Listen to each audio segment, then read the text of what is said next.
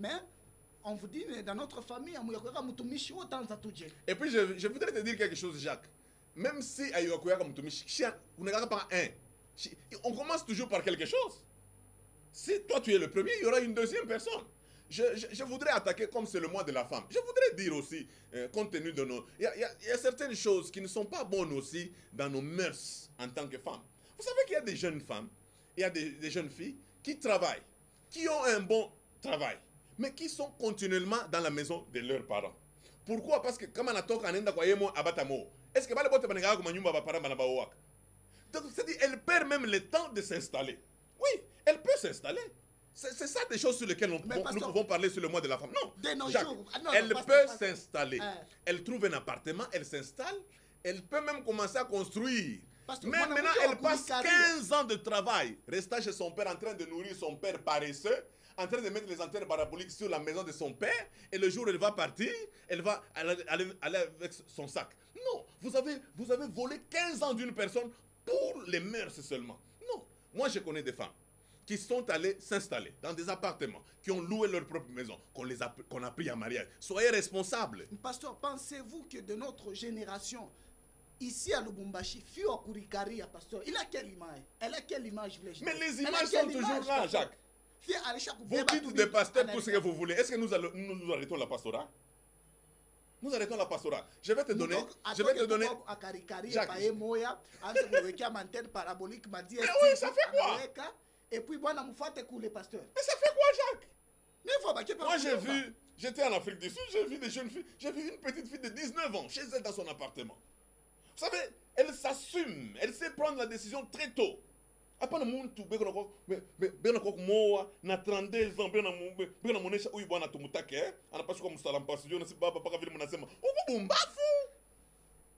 on est en train de...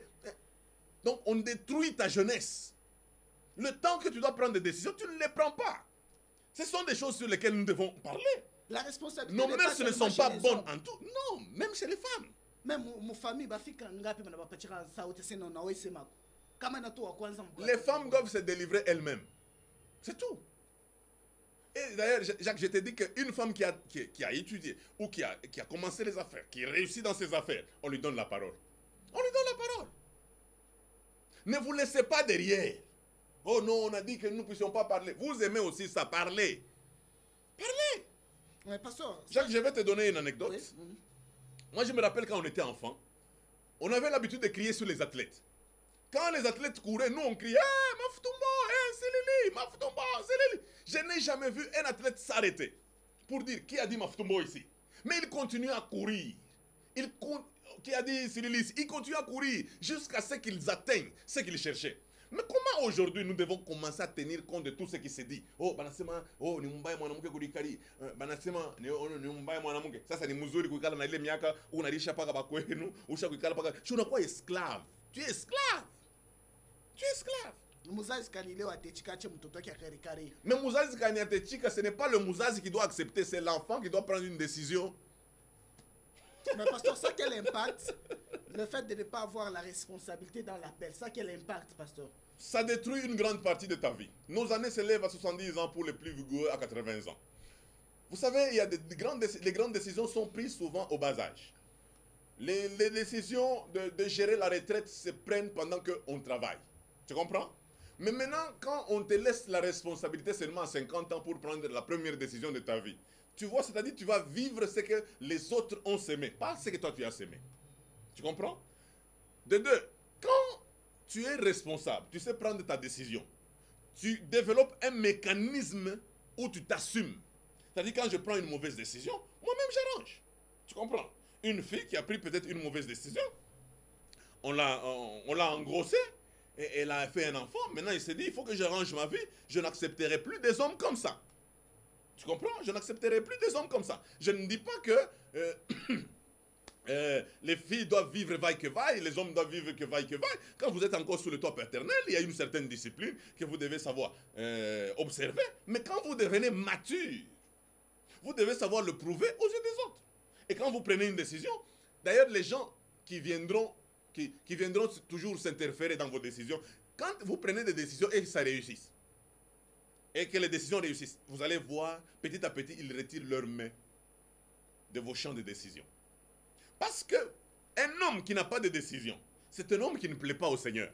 Parce que le Seigneur ne peut pas s'investir. Il ne peut pas mettre tout son trésor, investir un grand trésor dans un homme qui n'a pas de décision. C'est perdre. C'est comme un investissement dans un pays. On n'investit pas dans un pays à haut risque. Non. Vous sentez qu'il y a de la guerre dans ce pays, vous allez y mettre vos capitaux. Non. Dieu, comment il peut investir dans un homme irresponsable?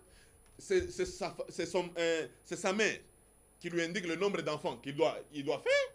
C'est sa mère qui lui donne les noms des enfants. C'est sa mère qui gère son foyer. C'est sa mère qui lui dit quand il doit déménager ou quand il ne doit pas déménager. Comment Dieu peut agir avec un homme comme ça? Je le dis parce que je l'ai constaté dans le chef de beaucoup d'enfants de Dieu que Dieu a appelé. Qu'aujourd'hui, ils ont des problèmes. Pourquoi? Tout simplement parce que leur famille les gère encore. J'ai vu des ministères tomber parce que le père du pasteur est intervenu. J'ai vu des ministères tomber parce que la mère a refusé la femme du pasteur ou la femme de tel ou de tel autre. C'est de l'irresponsabilité de laisser les autres venir prendre des décisions majeures sur ta vie. Et Dieu ne peut pas travailler avec des gens comme ça. Et si dans un pays, nous n'avons que des gens comme ça, nous n'allons pas nous développer.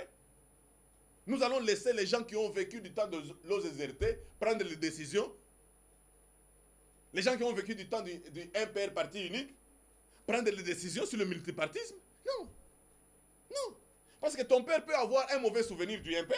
Alors il te dit non, tout le temps membre politique, il est Michitaka qui est membre politique. Alors que toi tu sens que tu as une vocation.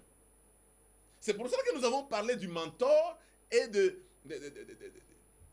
donc du pastoring et du mentor. Le pasteur te donne les bases pour la vie chrétienne. Mais le mentor est un guide expérimenté pour l'option dans laquelle tu te retrouves. Alors c'est ton guide expérimenté qui te donne. Qui te dit, non, ici, il y a ça. Il te conseille. En soi, son rôle, c'est de te conseiller afin que tu n'ailles pas à côté. Ce n'est pas le vagabondage. Même Dieu, il a donné sa parole. Il dit, quiconque croit en lui. La vie d'un homme est faite de décisions. Dieu n'est pas venu prendre la décision à ma place pour me convertir. Il m'a présenté Jésus. Il a dit, quiconque croit en lui ne périsse point, mais qu'il ait la vie éternelle. J'ai pris la décision de le suivre et d'abandonner le péché. Ce n'est pas que quand je vois les gens en train de boire, de danser à l'air libre comme ça, que je les envie. Non, je ne les envie pas parce que j'ai pris une décision de ne pas avoir une vie désordonnée. J'ai pris une décision d'amener une vie de sainteté. J'ai pris une décision de laisser ce que j'étais en train de faire et de suivre Jésus. Ce sont des décisions. La vie d'un homme, elle est faite de décisions. Mais pasteur, mais si vous êtes indécis, vous ne ferez rien. Mais pasteur, si je suis en train de diriger mon foyer, pasteur, est-ce que le fait de faire des cadeaux à la femme, je peux aussi intéresser les membres de ma famille? Si je vais construire une maison pour ma femme, l'acheter, une voiture, pasteur. Parce que c'est une autre forme d'irresponsabilité, Jacques.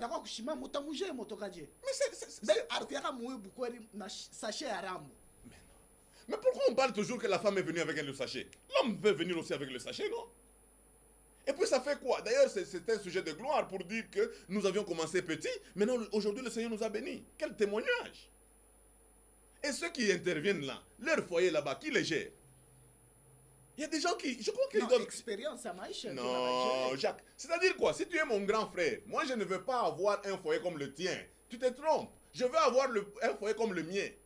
Ce n'est pas parce que j'ai grandi chez toi que je dois avoir un foyer comme le tien. Non, j'ai une vision d'avoir un foyer comme le mien. Peut-être dans ma vision, il faut que nous soyons sur le podium en train de danser avec ma femme. Toi, tu n'aimes pas les danseurs, c'est ton problème. Laisse-moi épouser une danseuse, nous soyons des danseurs ensemble. Est-ce que ça te concerne? Jacques, tu peux, pendant que tu es en train de travailler, tu es journaliste, tu te dis non, moi je veux que je puisse épouser, tel que je vois ma destinée, il me faut une journaliste, comme ça nous pouvons bien cheminer dans notre vision. Peut-être demain nous aurons notre télévision. Mais quelqu'un vient dire, ah, on a un journaliste français, Jacques Onakufa. Comme j'ai trouvé quelqu'un, sa soeur lui dit, hé, Jean Wetu. Unaenda kwa bibi wa français shuna tu washiaba tafuta takabuiza huko kama ni peto huko mnekala mnachungana. Voyez un peu le comportement des gens. Soyez transformés par le renouvellement de l'intelligence afin que vous discerniez quelle est la volonté de Dieu. Romains 12. Soyez transformés par le renouvellement de l'intelligence. Maintenant que nous sommes dans un système moderne, nous devons savoir prendre des décisions. Il faut que nos mamans qui nous suivent là comprennent que nous avons déjà grandi. Que nos parents qui nous suivent là comprennent que nous avons déjà grandi. Et que ceux qui ont investi, nous sommes maintenant prêts à prendre la décision. Vous savez, quand le clan t'apprivoise, quand le clan te prend en sandwich, tu ne sais pas faire grand-chose. Quand le clan te gère, tu ne sais pas faire grand-chose. Quand le clan te conduit, tu ne sais pas faire grand-chose. Tu sais que moi ici, Dieu m'appelle. J'aurais même voulu commenter sur Jésus qui dit, les renards ont des tanières, les oiseaux ont des nids, mais le Fils de l'homme n'a pas où mettre sa tête. Peut-être les gens ne voient que le lieu où Jésus va se reposer. Non, Jésus était en train de parler des limites. Il parlait aussi des limites parce que les oiseaux trouvent leur sécurité dans leur nid. Les tanières trouvent leur sécurité. Leur endroit de sécurité d'opération, c'est leur tanière pour les renards. Mais Jésus dit, ma maison, c'est le monde entier. Je n'ai pas de limites. Mais pasteur, nous sommes... Je suis appelé à la grandeur, Jacques. Dieu m'a appelé à la grandeur. Le clan peut me bloquer. Il y a des gens qui sont convaincus, même ils sont professeurs d'université, ils sont convaincus qu'il y a que les gens de leur tribu qui sont intelligents. Alors que notre pays est sous-développé avec les gens de leur tribu. Mais ils sont convaincus que les gens de leur tribu sont les plus intelligents du monde. Mais quelle manière de voir les choses? C'est pour cela que vous devez trouver un professeur d'université. Il cherche toujours les assistants de sa tribu. C'est parce qu'il pense que la science est venue de sa tribu, comme son conseiller principal, c'est seulement sa mère. Soyez responsables. Si nous travaillons avec la responsabilité et la méritocratie dans ce pays, il y aura de grandes choses. Mais pasteur, pour terminer avec vous, pasteur Récite, pour le peu de temps qui nous reste, que Olivier nous a accordé, pasteur, maintenant un message à tous ces gens qui s'interfèrent dans les décisions des gens. Et aujourd'hui, beaucoup de gens viennent de voir qu'ils étaient vraiment pris en otage par rapport à des décisions qui venaient de l'extérieur. Un message, pasteur, pour terminer. Je voudrais donner un message à ceux qui s'interfèrent et à ceux pour qui on interfère. On s'interfère dans leur vie. Ceux qui s'interfèrent, je vais leur dire, votre vie est à vous. Qui l'a dessinée? Vous n'avez pas de pouvoir sur les autres tant qu'ils sont matures. Cherchez à devenir le meilleur de vous-même. Vous gaspillez de l'énergie pour vous intéresser aux familles des autres, alors que vous devez vous intéresser à votre propre vie. Parce que vous avez déjà un combat, un concours. Vous devez être le meilleur de vous-même. Vous avez seulement la renommée de détruire les foyers des autres, alors que le vôtre, vous êtes incapable même de le protéger. Non. Pendant que vous mettez les enfants au monde, vous les mettez, soyez responsables pour les faire éduquer. Il ne faut pas les mettre au monde pour chercher à ce que, non, parce que mon frère là qui est à l'université, c'est lui qui va faire grandir mes enfants. Non. Non, ce n'est pas ça. J'aimerais que tous ceux qui s'interfèrent comprennent que la maturité signifie que la personne est appelée maintenant à prendre la dernière décision de sa vie. Sur le mariage, sur sa profession, sur le parti à adhérer, sur son candidat, sur le travail, sur la démission, sur l'engagement, il a la dernière décision. C'est ça un homme mature. Vous allez voir un blanc, il vient ici, il a 22 ans, il a 25 ans. Il dirige tout l'HCR.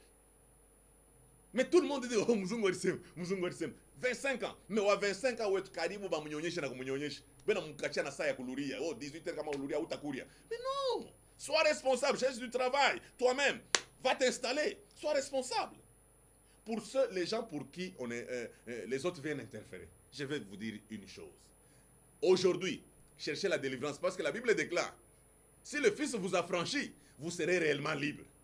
Ce n'est pas au clan de gérer votre foyer. Ce n'est pas à votre tribu de gérer votre foyer. Jacques, si quelqu'un veut, il trouve que dans sa vision, il faut qu'il épouse une blanche. Laissez la personne épouser une blanche. Si la blanche commence à la compliquer, il ne va pas compliquer le monde entier, il ne va pas compliquer le pays. Il va le compliquer seulement lui. Il aura tiré des leçons. Il sera un guide, un mentor pour les autres qui chercheront à prendre des blanches en mariage et dire, parce que c'est compliqué. C'est tout. Comment on peut avoir on aura des mentors dans ce sens-là? Non. Jacques, je veux que les gens arrivent à comprendre que si le Fils vous a franchi, vous serez réellement libre. Soyez délivrés de vos familles. Soyez délivrés de vos clans. Soyez délivrés des systèmes de vos pays. Afin que vous serviez Dieu. Car Dieu n'est pas congolais. Dieu n'est pas Moussalampas. Dieu n'est pas Moulouba. Dieu n'est pas Moukongo. Dieu n'est pas Moussoïli. Dieu est Dieu. Soyez délivrés de vos familles, de vos systèmes de famille que vos grands-pères avaient déjà mis. Pourquoi? Parce qu'il y a des systèmes qui vous bloquent. Il y a des gens qui devaient être très loin, qui devaient aller très loin, mais ils sont en train de nourrir tous les paresseux qui sont ici, en train de jouer au jeu des dames. Pourquoi? Parce qu'ils ont eu le malheur de naître avec eux dans une même famille. Ils sont en train de payer les études de tous les clans. Ce n'est pas normal. Les gens doivent apprendre à travailler. Vous savez, chez les Blancs, le travail est sacré. Celui qui ne travaille pas ne mange pas non plus. Merci beaucoup, pasteur Ngoyi. Je sais que vous avez un problème avec les oncles. Non, je n'ai pas de problème avec les oncles. J'ai des problèmes avec les gens qui s'interfèrent et les gens pour qui les autres viennent s'interférer, qu'ils arrêtent leur irresponsabilité, qu'ils soient délivrés, qu'ils gèrent leur foyer. Apana maman quand maman quand on a fait un moulin. Bibia quand je suis un moulin, mais on a moulin, mon kabula mèche. Maman quand on a eu.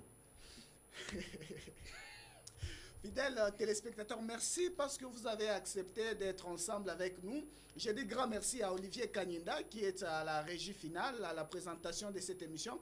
C'est votre humble serviteur de tous les temps, de tous les jours, Jacques Kabengele. Vous allez nous retrouver les jeudis prochains à partir de 14h10.